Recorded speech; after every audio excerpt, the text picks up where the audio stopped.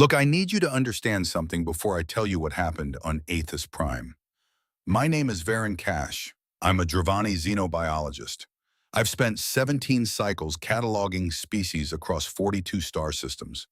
I've studied pack hunters from Theta Cygni. I've documented hive minds from the Scorpius cluster.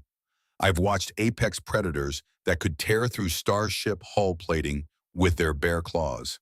And in all that time, in all those worlds, I have never, and I mean never, filed a report that made my own skin glow panic violet while I was writing it. This is that report. It's 0300 station time. I'm sitting in my observation lab staring at a screen that's been cycling through the same biometric data for the last 6 hours.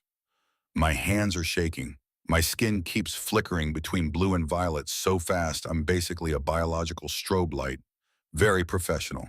Very scientific. The file in front of me is labeled Humanity Reclassification Request, Priority Alpha. Beneath that, 40 Gorthali casualties. 6 Lyran children alive. 1 human diplomat covered in blood and humming lullabies. I've rewritten the opening paragraph 11 times. Every version sounds insane, so I'm going to stop trying to make it sound rational and just tell you what I saw, what I measured, what I recorded on 17 different sensor arrays and 3 separate biometric scanners. Because the truth is this, we've been wrong about humanity since the day they joined the Galactic Council. And it took 1 crisis, 1 human woman, and 6 terrified children to show us exactly how wrong we were. It started with cookies. It always starts with something innocent. 12 cycles ago, humanity became the youngest species in the Galactic Council Alliance. They arrived with their diplomatic credentials, their carefully worded proposals, their endless capacity for small talk about things that shouldn't matter, weather patterns, beverage preferences, the proper way to pronounce Worcestershire. We classified them as Class 4 social species. That put them in the same category as the Fallery, those meter-tall bundles of fur who live in cooperative burrows and communicate through gentle chirping. The same category as the Lauren's delicate moth-like beings who literally cannot survive outside their bonded family groups. Peaceful species, cooperative species, species that valued community and connection above all else. And on the surface, this classification seemed accurate. Humans bonded with everything. They bonded with each other, obviously. Family structures, friendship networks, romantic partnerships, standard social mammal behavior. But then they bonded with alien species they just met. They bonded with the station maintenance crew. They bonded with animals from worlds they'd never visited. They adopted pets from 3 different phylogenetic kingdoms. Ambassador Marlowe Ashford had named the station's cleaning drone, not assigned it a designation, named it, called it Winston. Got genuinely upset when maintenance replaced it with a newer model. I remember watching that interaction. I'd been studying human behavior for 6 months at that point, and I still couldn't make sense of it. Marlowe had stood in front of the maintenance tech, a cry in all crystalline angles and mathematical precision, and she'd actually teared up. But Winston had personality, she'd said. The tech had stared at her. Ambassador, it's a cleaning drone, serial number CX7749. It has 17 lines of code governing its movement pattern. He learned to avoid my office between 0800 and 0900 because that's when I have my coffee. That's not code, that's consideration. I checked my notes later. My skin had cycled through confused orange during that entire exchange. It was a machine, with a serial number, with no capacity for consideration or personality or any of the traits Marlowe had assigned to it. But she'd bonded with it anyway. I documented the interaction as another example of human overbonding. Standard behavior, nothing unusual. What I hadn't documented, what I'd missed entirely, was what happened 3 weeks later. Marlowe had started addressing the station's central AI by the same name, Winston, the AI that controlled life support, navigation, environmental systems, every critical function on Aethys Prime. When I'd asked why, she'd smiled that warm smile. If I can't have my Winston, at least I can teach another one to care. I thought it was just sentimentality, humans naming things. But the AI had adapted, faster than any machine learning algorithm I'd studied. Its response patterns shifted. It started prioritizing crew welfare over pure efficiency, started asking if people needed help instead of waiting for requests. It had learned to care, because Marlowe taught it to. I'd marked it as unusual adaptive behavior in my notes and moved on. I should have paid more attention. That was the thing about humans. They found connection everywhere. They carried pictures of their families. They cried at music that wasn't even from their own planet. They fed anyone who looked hungry regardless of species. Marlowe had learned 6 different Lyran dialects just so she could sing lullabies to the visiting delegation's children in their own language, using proper harmonic resonance patterns that required vocal cords humans didn't even possess. She'd practiced for weeks. That was the humanity we documented. Warm, social, gentle to the point of seeming almost naive. And this is the part that kept me up at night, the part that made my skin glow violet in the dark of my quarters. The biology told a completely different story. I pulled up the file I'd been staring at for the 100th time that morning, the one that made no sense, the one that had every alarm bell in my xenobiological training screaming contradiction. Physical assessment, human standard, forward-facing binocular eyes, overlap range 140 degrees, Virgin's capability 6 centimeters to infinity. That's predator vision. Built for tracking prey across distance. Built for depth perception during a hunt. Dentition 8 canine teeth. Average length 8 millimeters. Bite force 340 newtons. For comparison, my species herbivorous Dravani maxes out at 80 newtons. Human canines are designed for tearing meat. Cardiovascular system 4-chambered heart. Stroke volume 70 milliliters. Resting rate 72 beats per minute. But here's the thing, human hearts can sustain elevated rates of 120 to 180 beats per minute for hours. Not minutes, hours. That's endurance hunter physiology, built for chasing prey until it collapses from exhaustion. Adrenal system. Baseline adrenaline output 0.06 milligrams per deciliter. But under stress conditions that can spike to 0.3 or higher. A 500% increase, temporary strength boost, pain suppression, enhanced reaction time. And buried deep in the classified section of the Human Integration Dossier, there was a note I'd read 6 times and still couldn't fully process. It was labeled Predator Response, Fight/Flight Override Protocol. It described a neurochemical state that could be triggered in humans under very specific conditions. A state in which their higher social functions didn't shut down like they do in every other predatory species we documented, but instead merged with their predatory instincts to create something the report called directed lethal focus with full cognitive capacity intact. The trigger was simple: threaten something they love. I tried to reconcile this information with what I'd observed for 6 months. Marlowe baking cookies in her quarters at 0500 so they'd be fresh for the morning council session. Marlowe teaching Lyran children human games in the station gardens. Marlowe sitting in diplomatic meetings with that warm smile, those crinkled eyes, that soft voice that made even the stern insectoid speaker kicks, accept a second cookie. She was by every observable measure one of the least threatening beings I'd ever encountered. 1.65 meters tall, 55 cycles old, graying hair pulled back in a practical bun, laugh lines around her eyes, a tendency to hum while she worked, and the biology of an apex predator. I couldn't make it fit. 3 days before the incident, I'd reviewed my personnel file on Ambassador Ashford. Standard procedure, I reviewed all human files quarterly looking for behavioral patterns, anomalies, anything that might help me understand this contradictory species. Marlowe's file was interesting.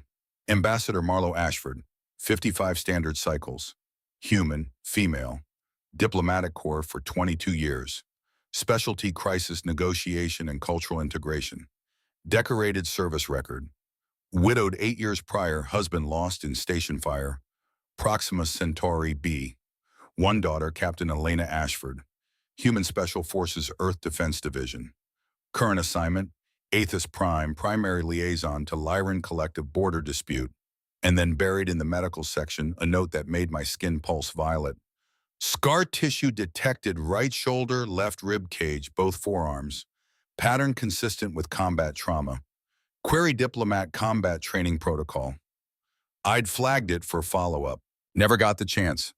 The last communication log in her file was from 3 days ago. Audio only. I'd listened to it while cross-referencing her biometric data from that morning. Her daughter's voice came through clear, young, confident, Mom, I'm deploying to Kepler 442. Hot zone. Fleet's moving out in 6 hours. Pause. Then Marlowe's voice, that same gentle warmth I'd heard her use with everyone. I always worry, love. That's the job description. Elena laughed. You outrank me now.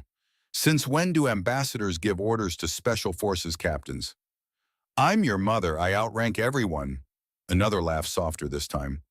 Copy that, ambassador. I'll come home safe. That's not a suggestion, Elena. That's an order. Understood. Love you, Mom. Love you more. The recording ended. I checked Marlowe's biometrics from that conversation. Heart rate 72 beats per minute. Steady. Pupils 3.4 millimeters. Normal. Adrenaline baseline. Completely calm. But I'd noticed something else. Something I'd almost missed because I wasn't looking for it. After the call ended for exactly 17 seconds, her heart rate had elevated. Not much, just to 90 beats per minute, still well within normal range.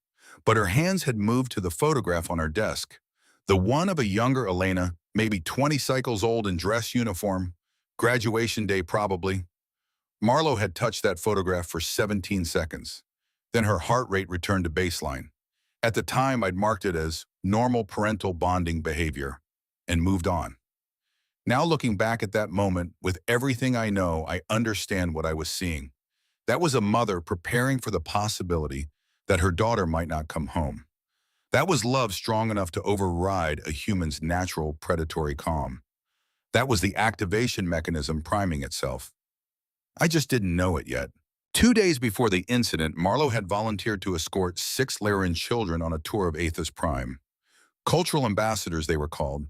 Ages ranging from 4 to 8 standard cycles, all with those beautiful translucent wings that shimmered when they moved, all with bioluminescent patterns that shifted based on their emotional state. They were part of the Lyran Collective's diplomatic appeal to the Council. Their species was in crisis. The Gorthali Empire had been expanding into Lyran border space for months, taking territory, displacing colonies, ignoring every diplomatic protest. The children were meant to be a reminder, a face to put on the statistics, a way to show the Council what was at stake. Tiny, delicate, bioluminescent beings with no weapons, no military, no capacity for violence. They needed protection. And Marlowe had taken one look at them and said, I'll show them the gardens. I'd watch the security footage later. Professional habit. I reviewed all human interactions with other species looking for patterns. What I saw made my skin glow, troubled violet. Marlowe had taken the children to the station's hydroponic gardens. Beautiful place, rotating light cycles, varied climate zones, plants from 40 different worlds, all growing together. She'd pointed out earth flora, told them stories about how these particular flowers only bloomed at night, how these vines could grow 3 meters in a single season, how this tree's roots could crack through stone. The children had been fascinated. Then the oldest one, Vesper, I'd learned her name later, had asked if they could play a game. Marlowe had smiled. What kind of game? Tag. We saw humans play it on the educational videos. It looks fun. And Marlowe had taught them tag. Or so I'd thought. I'd watched the footage with passive interest. Humans playing with alien children. Standard social bonding. Nothing unusual. But 3 days later, after everything happened, I'd gone back to that footage. And I'd realized she wasn't teaching them tag. She was teaching them tactical extraction. Vesper, when I count to 3, run to that tree, know the one near the exit. See how it has those low branches, good cover, good visibility, and you can get out fast if you need to. The child had giggled and run. Glimmer your smallest. When you're running, stay low. Use the plant beds for cover. See how you can move between them without being seen from the main path. More giggling, more running. Excellent. Now if we all get separated, where do we meet? The children had looked around. Here, Vesper had pointed to a central fountain. Good thought, but no, too exposed. See that door over there? The one with the blue markings that leads to holding base 7. It's the safest room on the station, reinforced walls, separate life support, multiple exits. If anything scary ever happens, that's where you go. Can you remember that? 6 small voices in unison, holding base 7. Perfect. Now let's practice the route one more time. At the time, watching casually, I thought it was just thorough instruction. Humans were like that, overly detailed about everything. But watching it again after the incident, I'd understood. Marlowe had been running an evacuation drill, disguised as a game, for 6 alien children she'd known for less than 3 hours. I checked her biometric data from that afternoon. Heart rate 72, steady, pupils normal, adrenaline baseline. She'd been completely calm while teaching children how to escape a threat, like she'd done it before, like she knew she might need to do it again. My skin had gone solid violet when I'd realized. She'd felt something coming. Days before it arrived. The morning of the incident started normally. Council chamber, 0900 station time, standard session. The Lyran border dispute was on the agenda, third item, right after trade route modifications and resource allocation updates. Boring bureaucratic routine. I'd been in my observation gallery monitoring the proceedings. My job was to observe take notes on interspecies interactions. I had 17 different sensor arrays focused on the delegates, tracking everything from voice stress patterns to pheromone output to thermal signatures. And I had one dedicated array locked on Ambassador Marlowe Ashford. She'd entered the chamber at 0857, carrying a tray of something she called cookies. Chocolate chips, she'd announced cheerfully. Fresh from the oven, she'd walked around the entire chamber offering them to every single delegate, even Warlord Kravik. Kravik was Gorthali, 3 meters of scaled muscle and barely contained aggression. He commanded one of the most powerful military fleets in the known galaxy. His species had a saying, "The weak are food." He'd looked at Marlowe's offering like she'd just handed him an insult wrapped in pastry. "I do not eat cookies." Marlowe had smiled, that warm, crinkled smile. "You're lost, Commander, but I'll leave the tin here, just in case." She'd placed it on his console and moved on. I'd watched Kravik stare at that tin for 6 minutes. Then when he thought no one was looking, he'd taken one. Then another. I didn't understand this species. The session had moved through its agenda. Trade routes approved. Resource allocation amended and approved. Lyran border dispute open for discussion. That's when things had started to shift. The Lyran ambassador, a delicate being named Theris, with wings that shimmered in distressed purple patterns, had presented their case. Again, for the 15th time in as many sessions. The Gorthali Empire has seized 3 of our agricultural colonies, displaced 40,000 of our people. Our requests for diplomatic intervention have been ignored. Our people are starving. Our children. Kravik had interrupted. His voice was a low rumble that made the translation matrix struggle. Your people are weak. Your territories are poorly defended. This is not a diplomatic matter. This is natural selection. Murmurs around the chamber. Some agreement, some discomfort. No action. Theris had tried again. We have no military. We have never needed one. We trusted in the Council's protection. Then you trusted poorly. More murmurs. I'd been watching Marlowe during this exchange. She'd been sitting in the human delegation section, hands folded in her lap. Face neutral, that gentle smile gone. My sensors had picked up something interesting. Her heart rate had elevated, just slightly, 72 to 86 beats per minute. Her pupils had dilated, 3.4 millimeters to 4.1. Nothing dramatic, nothing that would be visible to the naked eye, but measurable. No. I'd made a note, subject showing mild stress response to Kravik's statements. Possible empathetic reaction to Lyran distress. Standard human behavior. They felt things deeply, got emotionally invested in others' problems. Nothing alarming. Then Speaker Keeks had opened the floor for debate, and that's when I'd started to realize something was very wrong. Delegate after delegate had stood to argue not for intervention, but for surrender. The Valeth ambassador. Logic dictates we accept the territorial adjustments. Intervention would cost resources we cannot spare. The Cryan delegate. Statistical analysis shows a 73% probability of significant structural damage to Aethys Prime if we engage in military action. The logical choice is clear. A Moravi whose name I didn't catch. Perhaps the Lyran Collective should consider voluntary relocation. Surely that's preferable to conflict. They were talking about abandoning an entire species. They were talking about it like it was a resource management problem. And sitting in the chamber as part of the cultural ambassador program were 6 Lyran children, listening to every word. I'd watched Marlowe's biometrics shift again. Heart rate 94 beats per minute. Climbing, pupils dilating 5.2 millimeters. Adrenaline rising above baseline, still within normal parameters for human stress response, but climbing steadily. I'd flagged it for monitoring. Then the alarms went red, not metaphorically, literally. Every light in the council chamber shifted to emergency crimson. A sound I'd never heard before echoed through the station, low-pulsing urgent. The main display screen flickered.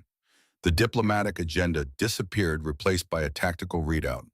Alert unidentified fleet detected distance 45,000 kilometers. Configuration: 8 vessels, Gorthali, signature status, closing weapons hot. Every delegate in the chamber went silent. I felt my skin flash violet, so bright I probably lit up the entire observation gallery. 45,000 kilometers. That was nothing in spatial terms. At standard approach velocity, they'd be in weapons range in minutes. The station had almost no defensive capabilities. Aethys Prime was a diplomatic hub, not a military installation. We had basic shields, basic point defense systems. Nothing that could stand against 8 Gorthali destroyers. And the nearest council fleet was 2 full days away at maximum speed. We were alone. Then the communication array activated. The voice that filled the chamber made half the delegates physically flinch. Deep, harsh, with that particular Gorthali accent that turned every word into a threat. I am Warlord Zarek of the Gorthali Third Fang. I am here for the Lyran delegation currently aboard your station. You will hand them over to me within 1 standard hour. Pause. Or I will breach your station and take them myself. And I do not care how many of you I have to walk through to do it. The transmission ended. For 3 terrible seconds, nobody moved.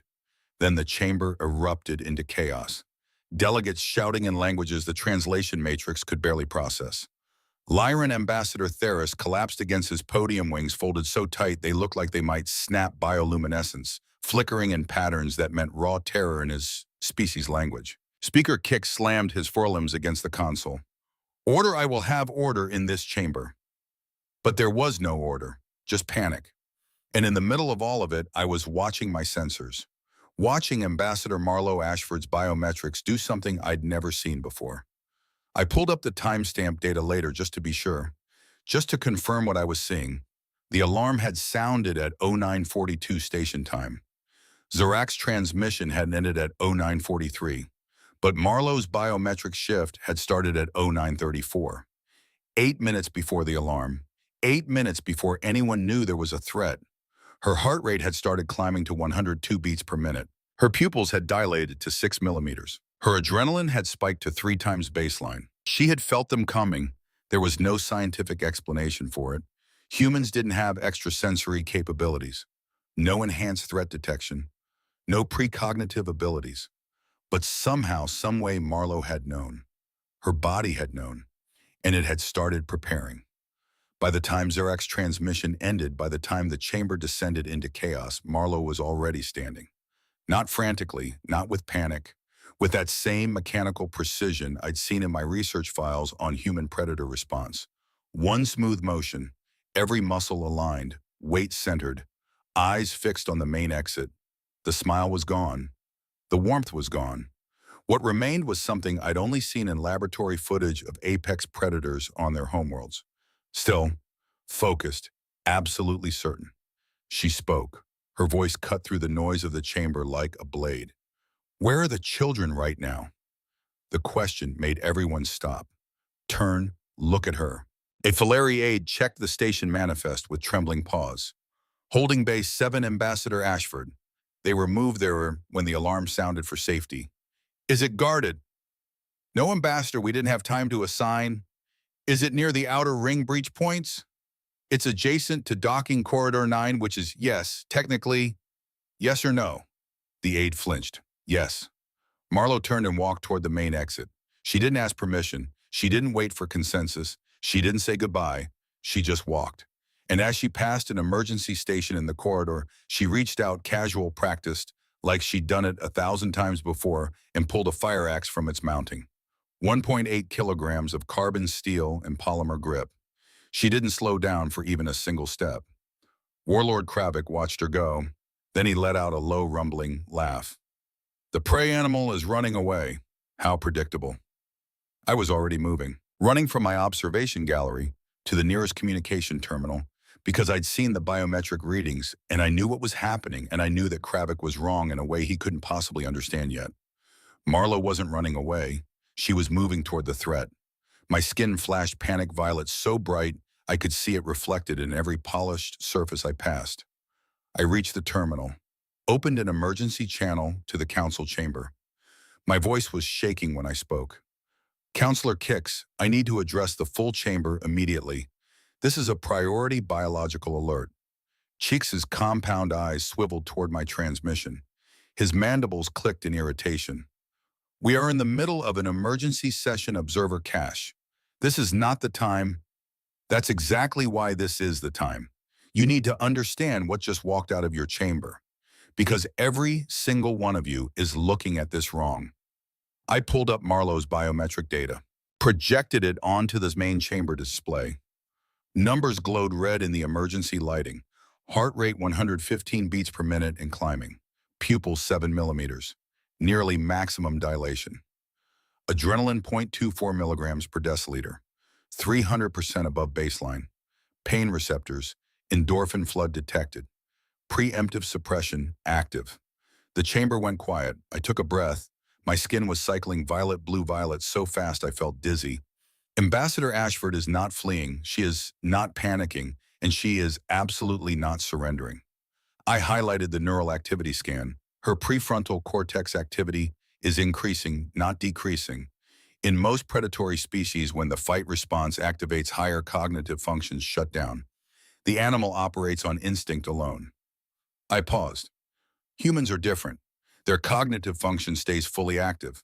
They can plan, strategize, adapt, all while operating in a state of predatory aggression that would render any other species in this room completely mindless. I pulled up the classified file, the one I'd been studying for months. What you're looking at is called acute protective aggression. It's triggered when a human perceives a direct threat to individuals they've bonded with, particularly children. I looked directly at Warlord Kravik, and I need you to understand something about human biology that my research has made very clear. They are not like other predators in this galaxy. I brought up comparative data, Gorthali versus human physiological responses. The Gorthali are ambush predators, fast, powerful, lethal in short bursts. But your species tires quickly. You're built for overwhelming force, not sustained engagement. Kravik's eyes narrowed, but he didn't interrupt. Humans are something different. They're persistence predators. On their homeworld, before they built tools or cities or starships, they hunted by following their prey at a steady pace. For hours, sometimes for days, never sprinting, never stopping, just following until the prey's body couldn't run anymore, until it collapsed from pure exhaustion. I let that sink in. Then the human would walk up to it and kill it. Not because the human was faster, not because the human was stronger, but because the human simply would not stop. The chamber was absolutely silent now. That instinct doesn't go away when a human becomes civilized. It goes dormant. And what you just watched walk out of this chamber is that instinct fully awake. I highlighted the biometric spike one more time, directed at the protection of 6 children that Ambassador Ashford has decided belong to her. Kravik finally spoke. His voice was lower than before. 1 human female against 40 Gorthali soldiers is still 1 human female observer. Predator instinct doesn't stop plasma fire. I looked at him, my skin settled into steady blue, calm, because I knew something he didn't. You're right, Commander. It doesn't stop plasma fire, but it does allow a human to take a plasma hit and keep moving, keep thinking, keep fighting, until their body physically cannot sustain life anymore. I pulled up the next data file. And Warlord, those soldiers don't know that. They're expecting to walk into a room and collect frightened prisoners. They're not expecting what's waiting for them in the dark. The dark, Kravik repeated. I brought up the station system's display. Ambassador Ashford disabled the lighting in every corridor between the breach points and holding base 7. 37 seconds ago, the screen showed the affected areas in red. Humans can adapt to low-light conditions. Their pupils dilate to collect available photons. Their brains can process visual information in near-total darkness. I looked at the Gorothali warlord very carefully. Can your soldiers do that? Commander Kravik didn't answer. On the security feeds, the first images were appearing. Dark corridors filled with fog, fire suppression system manually triggered, visibility 2 meters maximum, and somewhere in that fog moving with purpose, a single heat signature. Carrying an axe, my skin flashed violet one more time. Not from fear, from realization. Marlowe Ashford had just turned Aethys Prime Station into a hunting ground, and we were about to see what a human looked like when you threatened something they loved. By the 14 moons, we were all looking at this so very wrong. I switched my monitoring array to holding base 7. The security feed showed 6 Lyran children huddled in the far corner. Their wings were pressed flat against the bulkhead, bioluminescence flickering in rapid terrified pulses, pale blue and white painting the walls in waves of panic. The smallest one, Glimmer, was making a sound that didn't need translation. High, thin, the universal language of a child who was afraid and didn't understand why. Then the door opened. Marlowe walked in. The fog from the corridors hadn't reached this section yet. The lighting was still on. I could see her clearly. Blood on her hands from where she'd gripped the axe. Uniform torn at the shoulder, hair coming loose from that practical bun. But her face. By the 14 moons, her face. For 3 seconds, I timed it later, her expression softened. The predator stillness flickered. Something warm and human broke through. She knelt in front of the children. Hey, little lights. Her voice was gentle, steady, the same voice she'd used to teach them games in the garden. Look at me, right here. That's it. 6 pairs of luminous eyes focused on her. I need you to listen to my voice, okay? Nobody is going to touch you. I'm right here and I don't leave. Glimmer reached out one trembling limb.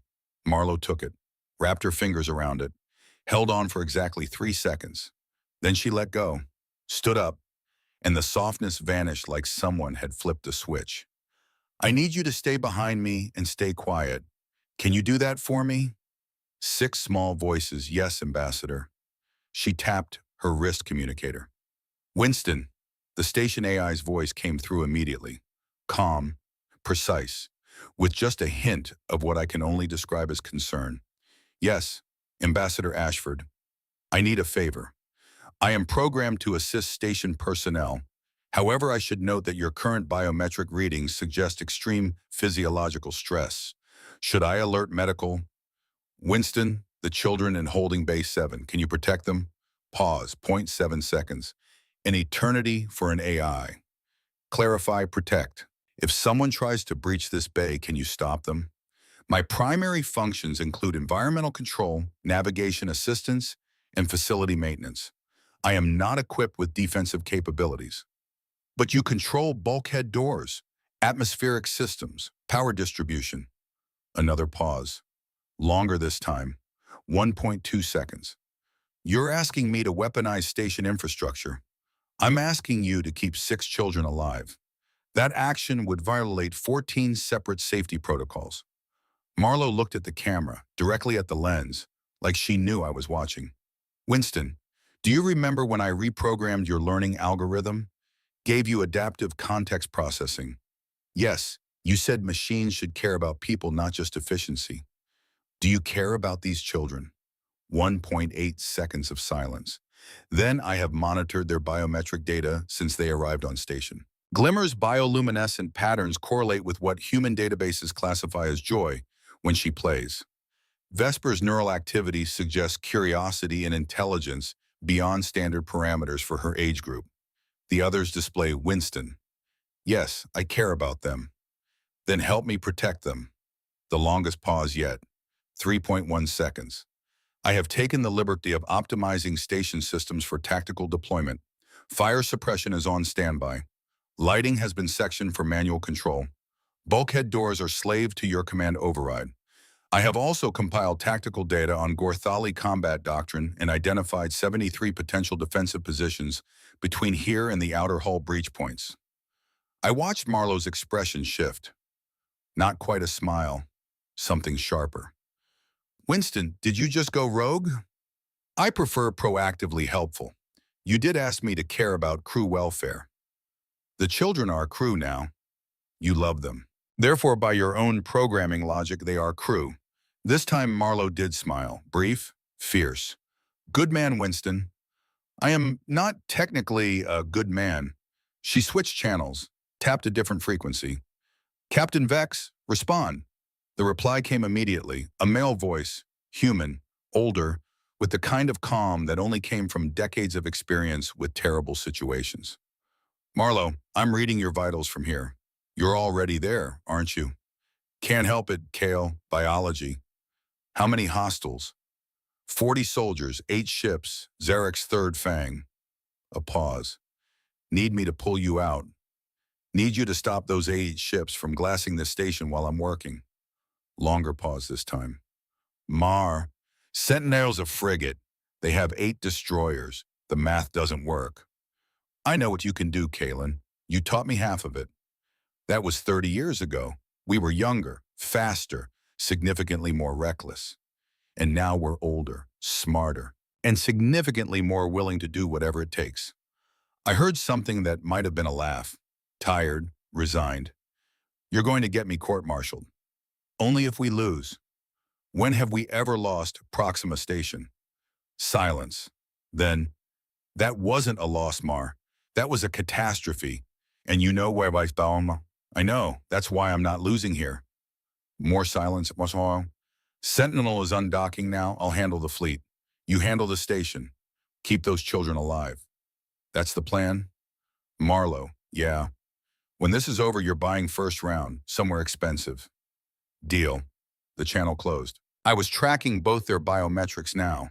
Marlowe and Captain Vex, both showing the same pattern. Heart rate elevated, adrenaline spiking, pain suppression activating. 2 humans, separated by 500 meters of station hull, both entering the same neurochemical state, both preparing to fight impossible odds, both completely certain they would win.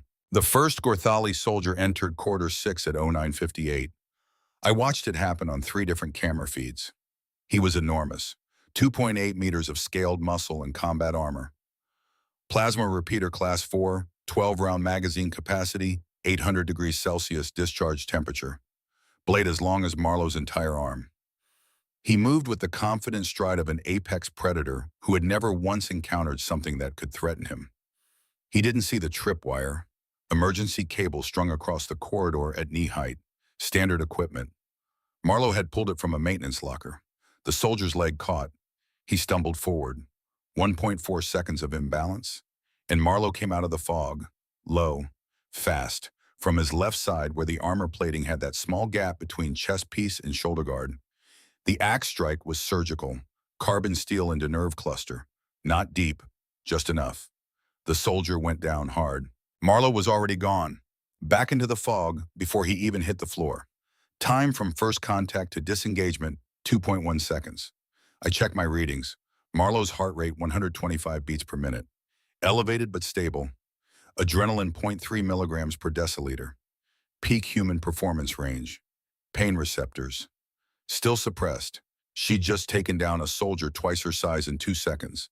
And her biometrics read like she'd gone for a morning jog. 8 more soldiers entered the quarter. Formation tactics.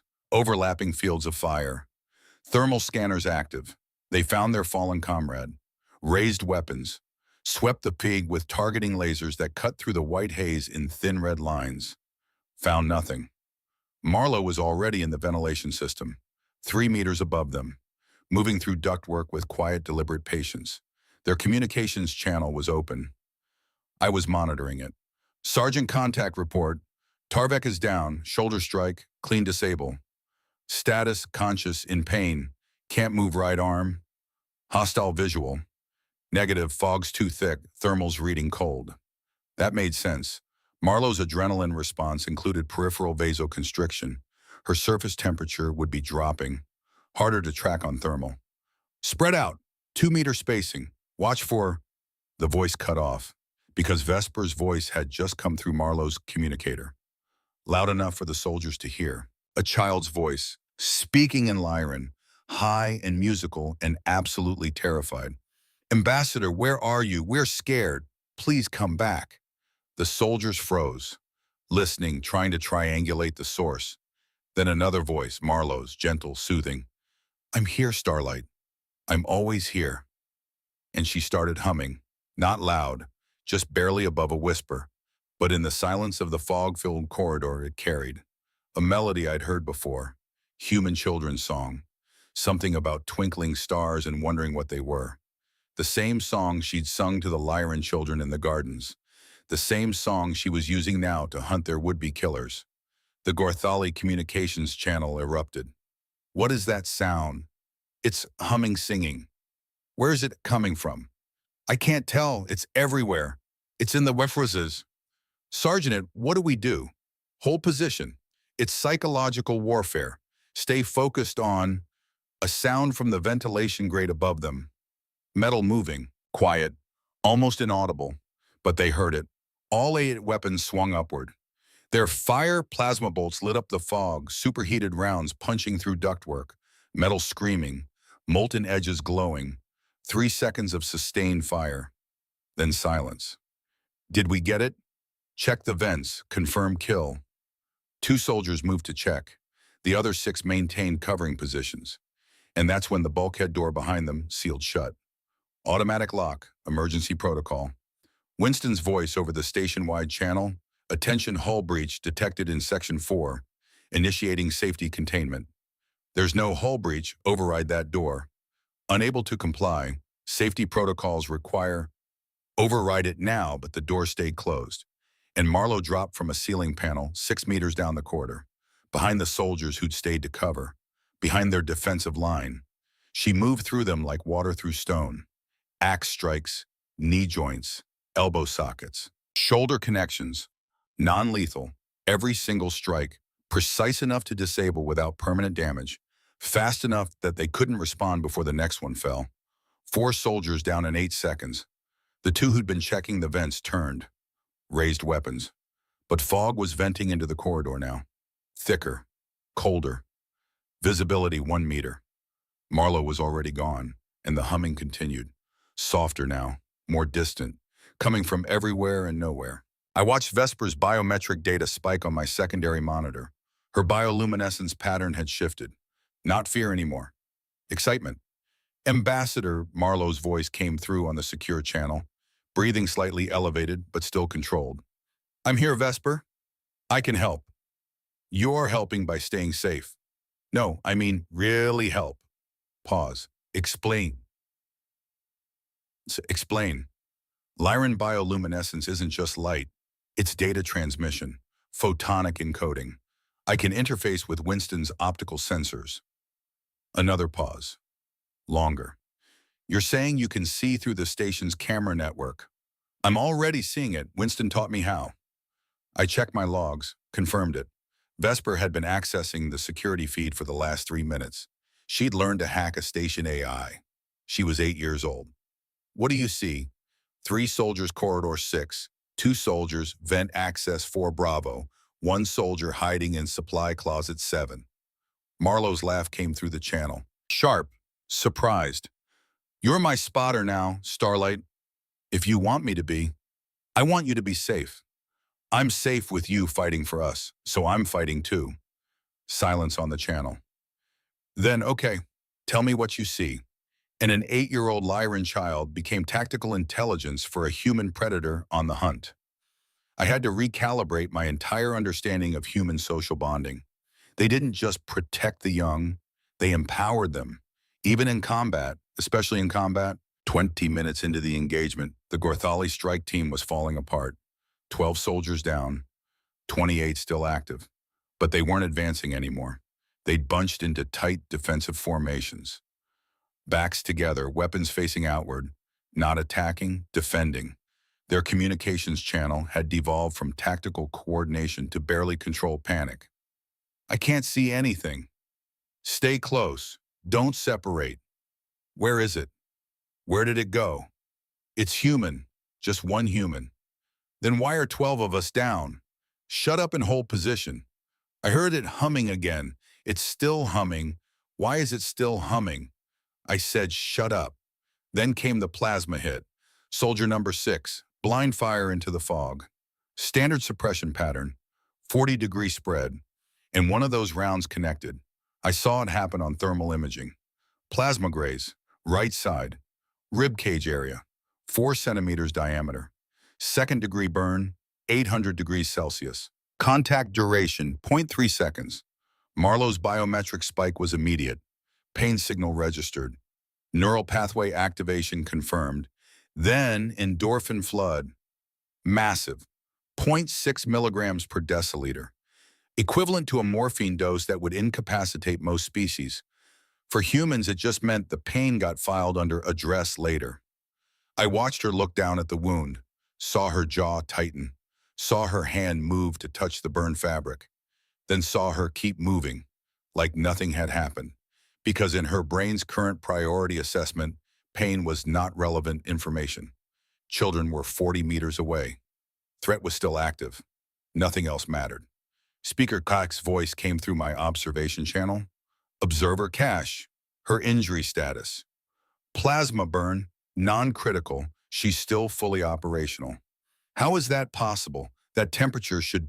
Human endorphin response speaker. Her body decided pain would slow her down, so it turned pain off. Warlord Kravik leaning forward in his seat. His voice was lower than I'd ever heard it. That's not possible. I pulled up the medical database, projected human combat injury reports. Not only possible, Commander. Documented. Human soldiers fighting for hours with punctured organs. Mothers lifting ground vehicles off trapped children despite shattered vertebrae. Rescue workers operating for days with compound fractures. I highlighted the key phrase in the research. Their bodies will literally consume themselves to keep going if the trigger stimulus is strong enough. What stimulus? I looked at him.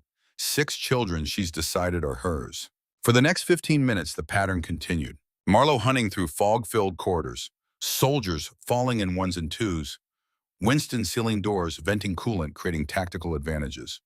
Vesper feeding real-time positions through the camera network. The Gorthali strike team wasn't advancing anymore. They were trying to survive. The space battle had started. I split my monitoring screen, half showing Marlowe's hunt through the station, half showing Captain Vex's engagement with Zarak's fleet.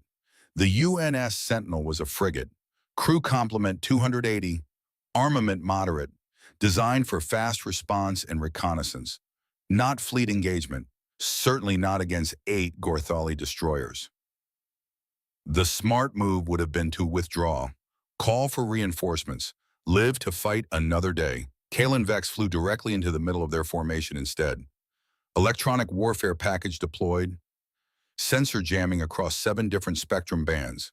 The Gorthali fleet went temporarily blind, and Vex used those 8 seconds to get close. Not combat distance, collision distance. 40-meter separation from the nearest destroyer, 35 from the next. So close they couldn't fire without hitting each other. The flagship tried anyway. Plasma cannons, full barrage, aimed at Sentinel's engine section. 3 rounds missed. 2 connected. Direct hits. Hull breach on decks 2, 5, and 8. Engine output dropped to 60%. Forward weapons offline. Standard procedure. Withdraw immediately. Vex's response. All power to forward thrusters, ramming speed. I heard his crew's reaction over the open channel. Sir, that will cripple us. We're already crippled, Lieutenant. Sir, we need to. Those are children down there. Silence. Then ramming speed confirmed, Captain. All non-essential crew to escape pods. Negative. I need everyone on damage control. We're not abandoning ship. Sir, we're not done yet.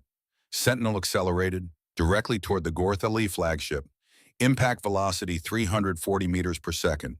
Mass 45,000 metric tons. Kinetic energy 5.2 petajoules. The collision was visible on every sensor array on the station. Both ships catastrophically damaged. Flagship engine core breached. Main power offline. Life support failing. Sentinel forward hull compromised. Structural integrity at 30%. Multiple casualties. Kalen Vex's face appeared on the broadcast channel. Bloodied, bruised, console sparking behind him. But his voice was steady. Warlord Zarak, you have 7 ships remaining. I have 1 crippled frigate and a crew that just watched me ram your flagship. Pause. For 6 children. Another pause. Leave now or find out what else I'm willing to sacrifice. The channel went silent. Then one by one, 7 Gorthali destroyers broke formation, turned, and jumped to hyperspace. They left. All of them. I watched it happen and couldn't process it. One human captain, one damaged ship, against overwhelming force. And he'd won by showing them he meant it. Every word, every threat, every promise. Humans didn't bluff when it came to protecting what they loved. They simply told you what they would do, and then they did it. Warlord Kravik stood up slowly in the council chamber. His voice was barely audible. By the endless void, they're not prey. I looked at him. No, Commander, they're not. They're not even predators. Also no. Then what are they? I pulled up Marlowe's current position on the tactical display. 28 Gorthali soldiers remaining, all in defensive formation, all terrified. One human woman, wounded, exhausted, covered in fog and blood, still hunting, still humming, still moving toward anyone who might threaten 6 children 40 meters behind her. There's something worse, Commander. I highlighted her biometric data one more time. They're predators that love, and that makes them more dangerous. I thought about Marlowe teaching children games that were actually evacuation drills, about Winston learning to care because a human taught him how, about Kalen Vex ramming a flagship for children he'd never met, about Vesper becoming a tactical spotter at 8 years old because Marlowe made her feel safe enough to be brave. Yes, Commander, that makes them the most dangerous thing in the known universe. On the security feed, the remaining Gorthali soldiers broke formation, started retreating, not toward their objective, away from it, running, from one wounded human who would not stop, could not stop, because she'd promised, and humans kept their promises, even if it killed them, especially then. The remaining 28 soldiers had stopped advancing. I watched them on the security feeds huddled in Corridor 9, 2 sections away from holding Base 7. Weapons raised, backs pressed together in a defensive circle that looked more like terror than tactics. They weren't hunting anymore. They were surviving. Their communications channel had gone quiet. No orders, no coordination. Just heavy breathing and the occasional whispered prayer in dialects the translation matrix couldn't process. Then Vesper's voice cut through the silence. Not through the communicator this time. Through the station's general announcement system. A child's voice. Clear, steady, speaking in perfect Galactic common. Attention Gorthali soldiers. My name is Vesper. I am 8 standard cycles old. I am Lyran. You came here to take me and my friends. Pause. But Ambassador Ashford said no. I watched the soldiers' thermal signatures spike. Fear response. Adrenaline. The prey animal realization that they'd become the hunted. She's in Corridor 7 right now. She knows exactly where you are, and she's not stopping. Another pause. But I have a message for you. From all of us. The channel crackled, then 6 voices. 6 Lyran children, speaking in unison. We're not afraid anymore. The transmission ended, and the door to holding Base 7 opened. 6 small figures emerged into the fog-filled corridor. Wings spread, bioluminescent patterns shifting from fear blue to something I'd never seen before. Bright white, pulsing, synchronized. Vesper's voice came through Marlowe's communicator. Private channel this time. Ambassador, we have a plan.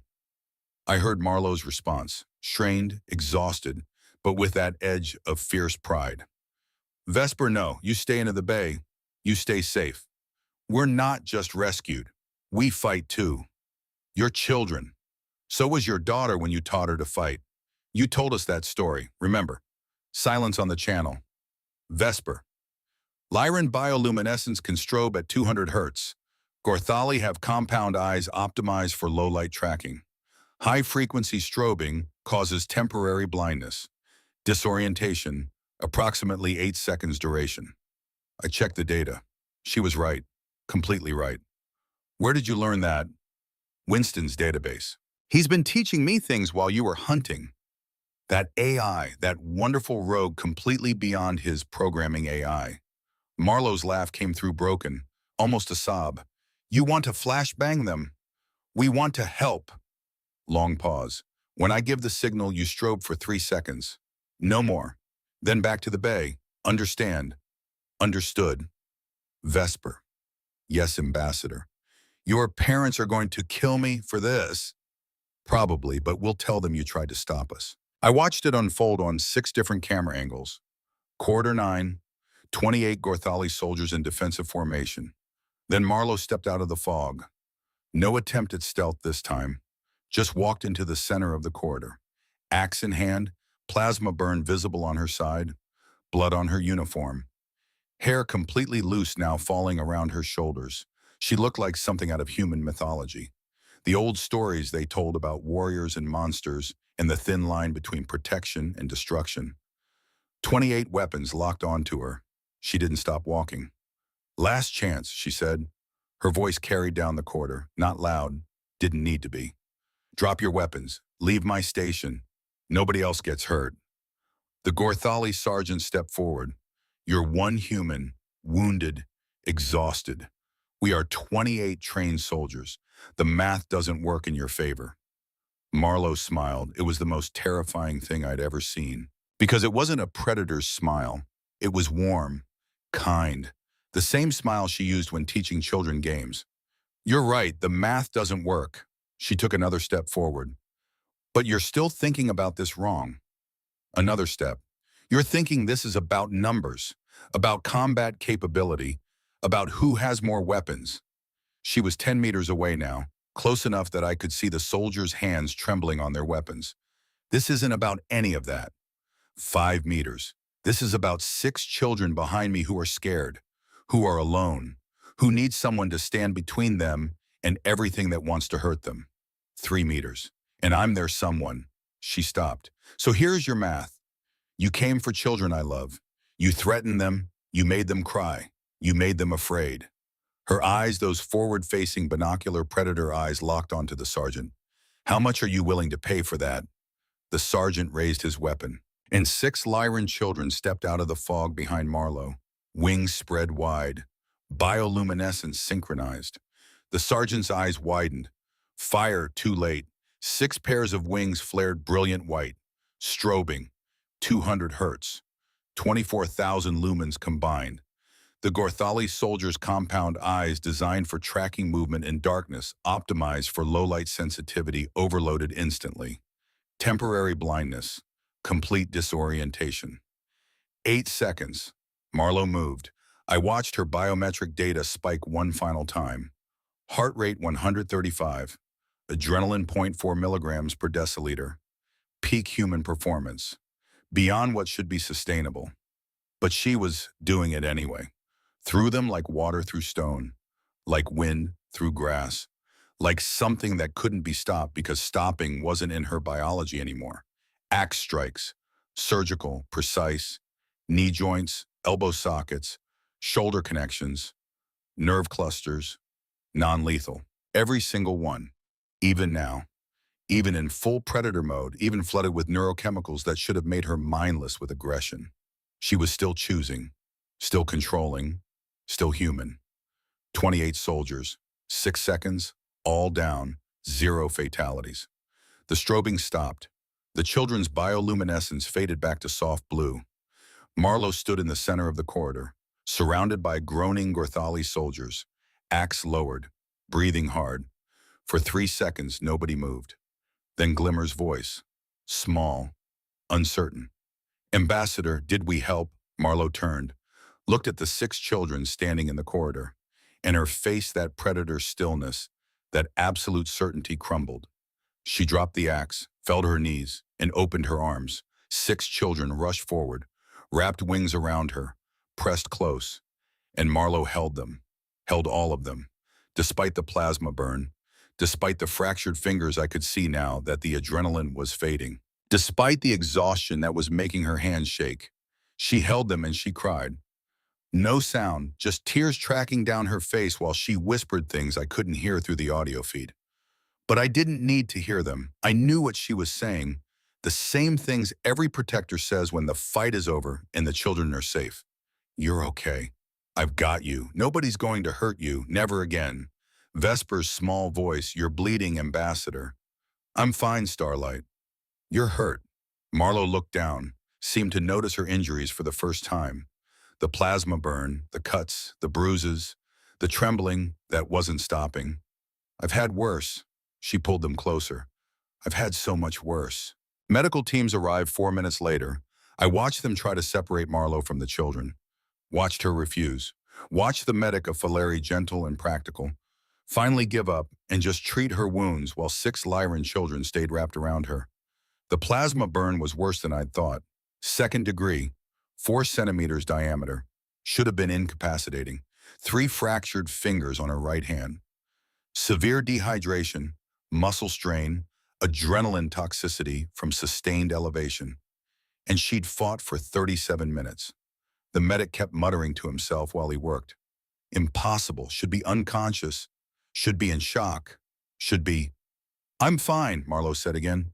"You are not fine, Ambassador. You need immediate...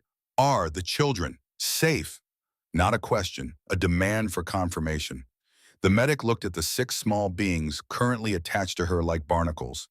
"Yes, they're safe." "Then I'm fine." She finally let them move her to a medical bay. The children refused to leave. They curled up on the bed next to her. Wings wrapped around her arms, bioluminescence pulsing in soft protective patterns. And Marlowe, exhausted, wounded, barely conscious, smiled. That warm, crinkled smile. The same one she'd used when teaching them games in the garden. Like nothing had changed. Like she hadn't just hunted 40 soldiers through fog and darkness to protect them. Like this was exactly where she was supposed to be. My skin had finally settled into steady blue. Not calm, understanding. This was what human love looked like. Not gentle, not safe, not peaceful. Fierce, protective, absolutely uncompromising. And more powerful than any weapon I'd ever documented. The medical officer's report arrived in my inbox at 1100. I read it 3 times. 40 Gorthali soldiers treated for combat injuries. 0 fatalities. 0 permanent disabilities. Every strike had been calculated. Targeted to disable without killing. Nerve clusters, joint connections, tendon attachments. I pulled up the combat footage again. Watched Marlowe move through those soldiers. Watched the precision, the control. And I understood something that made my skin flash violet with awe. She'd been in full predator mode, flooded with adrenaline and endorphins and every neurochemical that should have made her mindless, should have made her kill without thought. But she'd pulled every single strike, chosen mercy while her biology screamed for violence, maintained her humanity while accessing her most inhuman capabilities. That wasn't just impressive, that was revolutionary. I filed an emergency addendum to my report. Critical observation: human predator response includes built-in ethical override. Even at peak aggression, moral choice remains intact. Recommend immediate reclassification. The council reconvened the next morning. I arrived early, skin cycling, nervous blue-violet. The chamber felt different, heavier somehow, like the air itself knew something had changed. Delegates arrived in silence, no small talk, no casual greetings, just quiet attention, watching the door, waiting. At 0900 exactly, Ambassador Marlowe Ashford entered the council chamber, bandaged arm in a sling, moving stiffly, plasma burn visible through the medical dressing under her uniform, carrying a tray of coffee. Of course she was carrying coffee. She moved through the chamber the same way she always did, offering cups to delegates, asking about their mornings, smiling that warm smile. But everything was different. The way they looked at her, the Faleri delegate she'd lifted to consoles pressed back in his seat as she approached. Not from fear, from overwhelming awareness. The Valeth who'd argued for surrender, hands trembling when she handed him coffee, unable to meet her eyes. The Cryan who'd run statistical analyses on acceptable losses, taking the cup like it was a gift from something holy and terrible. They saw her differently now. She was exactly the same person. They just finally knew what that had always meant. Speaker Kix called the session to order. The council recognizes observer Varen Cash for emergency xenobiological testimony. I stood, walked to the central podium. My skin was calm blue for the first time in 2 days. Esteemed counselors, I've studied humanity for 12 standard cycles. I've filed over 400 reports on their biology, psychology, and social structures. I activated the main display. Marlowe's biometric data, combat footage, medical analysis, everything. Every single one of those reports was incomplete. Murmurs around the chamber. Humanity is currently classified as Class 4 social species. Same category as Faleri, Lorens, Dravani, peaceful cooperative civilizations. I pause. This classification is dangerously wrong. I brought up the comparative data, not because humans are less social than we believed. They are exactly as social as we believed. They bond with everything. They feed strangers. They learn our languages. They cry at our music. All of this is true. All of this is real. I highlighted the predator biology data, but it is also true that humans are apex persistence predators from a Class 7 death world. Forward-facing eyes, tearing dentition, endurance cardiovascular system, adrenaline response that can increase strength by 300%.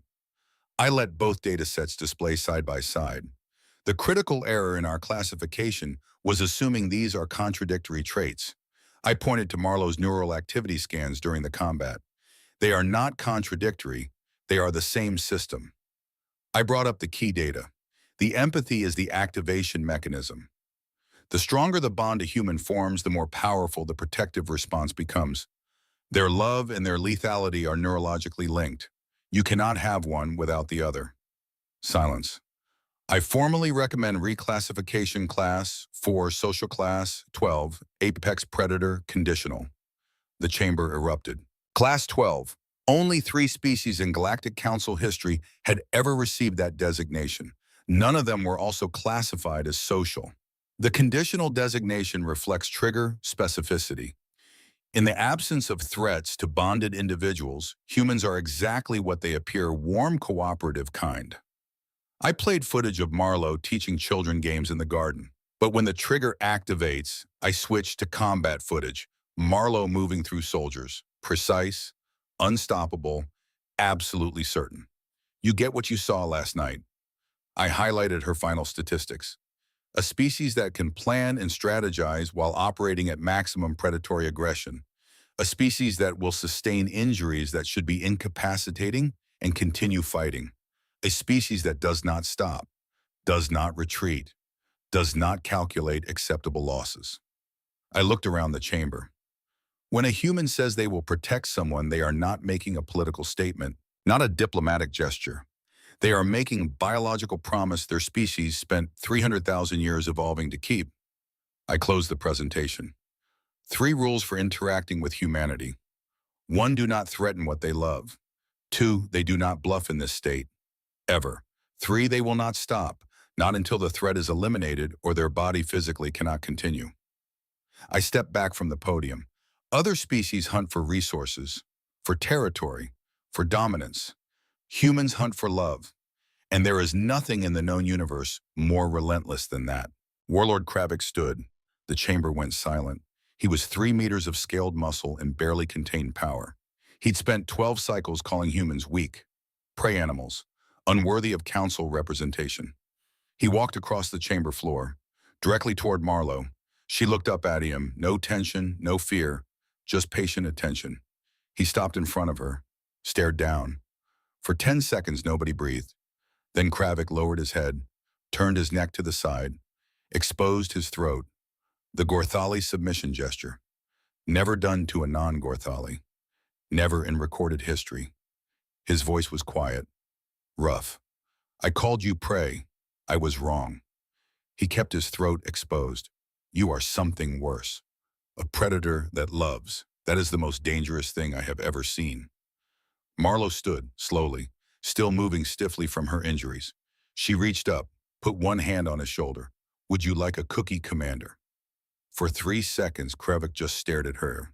Then he took one from the tin on her desk, ate it, turned and walked back to his seat. His aide leaned over, whispered something in Gorthali. Kravik's response was loud enough for the translation matrix to catch. I am not sponsoring them for a council seat because I like them. I am sponsoring them because I am not stupid enough to make enemies of a species that fights like that for children they've known for 3 days. He settled into his chair. Imagine what they do for actual allies. Speaker Kicks called for a vote on the reclassification. Unanimous approval. Then he called for a vote on 3 new galactic policies. One protective status for vulnerable species with council enforcement mandate. 2 predatory testing of member species prohibited under treaty law. 3 human diplomatic corps expanded deployment to crisis zones across council space. All 3 passed. Marlowe had changed galactic law in one night. Not through violence, through proof, through showing them exactly what humanity was capable of when pushed, through demonstrating that the most dangerous thing in the universe wasn't strength. It was love with the will to fight for it. 3 days later, a package arrived at Marlowe's office. I was there when she opened it, recording, because everything about human behavior was data now. Lyran shimmer paper, the kind that changed colors when you moved it. A drawing, 6 small handprints in different colors. Bioluminescent pigments that glowed faintly even in station lighting. A tall figure in the center. Dark corridor, white fog. Something in her hand that might have been an axe. 6 small shapes around her. Wings spread, glowing.